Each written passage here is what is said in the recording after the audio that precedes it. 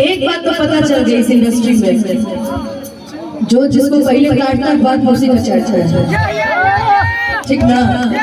जो पहले बुराई करते रहे आज वही उनके साथ खड़ा है हमारे। अरे यार पवन सिंह जी हम सभी के दिल में, तुम तो एक दिन के लिए दिल से तो पहले उतर गया था, अब नजर से उतर गया। रांची वाले मंच पे हमें बैठ के मोबाइल चला रहा था। तू मोबाइल चलावा चाहे टीवी चलावा, हमारा ओकरा से का मतलब बा।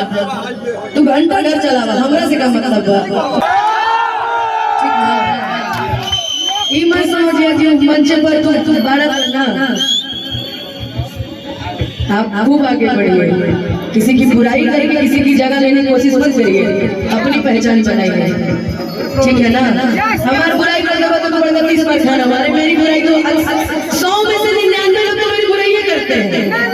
1% लोग में से कुछ मेरे चाहने वाले जो मुझे इतना प्यार देते हैं, और वो भगवान है ना, वो हमेशा मेरा साथ देते हैं। और ये जनता जो मुझे इतना प्यार देती है, इतना प्यार देती है कि इस प्यार के आगे मैं निःशब्द हूँ। इसलिए सुनिए, आइए सुमन भैया किसी और से गुस्सा है और हमारा किसी और से गुस्सा है, लेकिन सुमन भैया आपका गुस्सा जायज है या ना जायज है मैं नहीं जानती, मगर बहुत लोग बहुत तरह के गाना गा रहा है भैया कि चढ़ गई मऊर तो उतार देली मुड़िया से, और दिल न लगाए कबो गोरखपुर के गुड़िया से।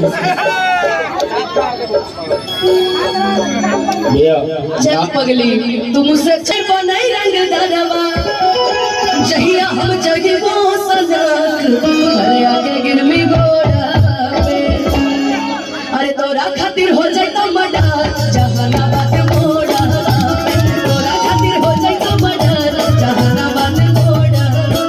सुने हमर यादवा नहीं बने रंग दादवा, जहिया हम जगी वो सनक आगे गिरमी घोड़ा पे।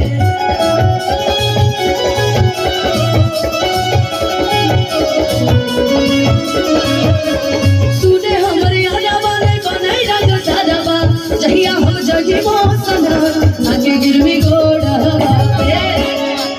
और बाबू जहानाबाद में खाली एक लोग के घर थोड़ी बा, जहानाबाद में सब के हमरा बहुत मानेगा।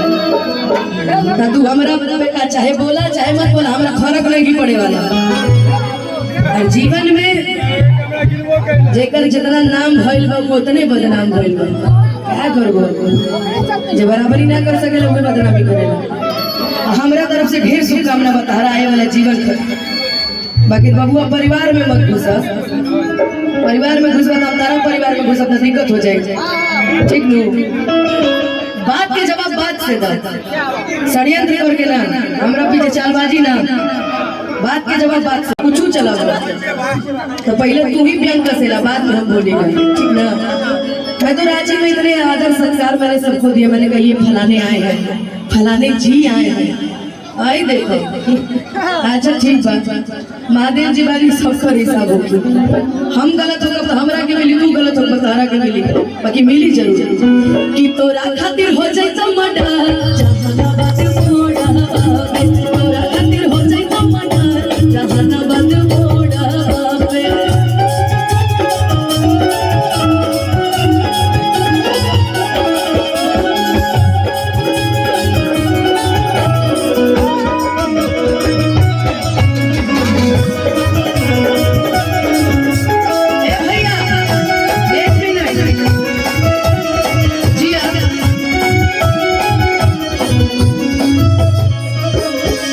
अच्छा कलेंदर भैया हमारे बैंजो के मास्टर हो।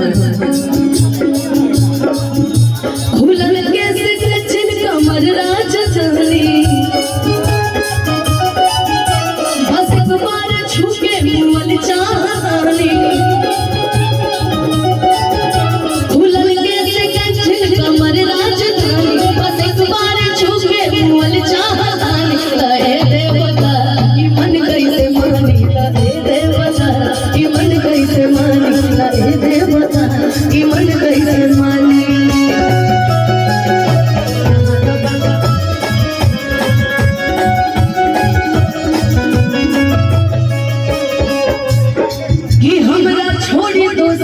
अरे प्रेम ही जब सी लगे। ये सिर्फ गाने का भाव है। अब तो तुम कहीं जाओ, कोई फर्क नहीं पड़ेगा। हमरा छोड़े को सलाह के प्रेम ही जब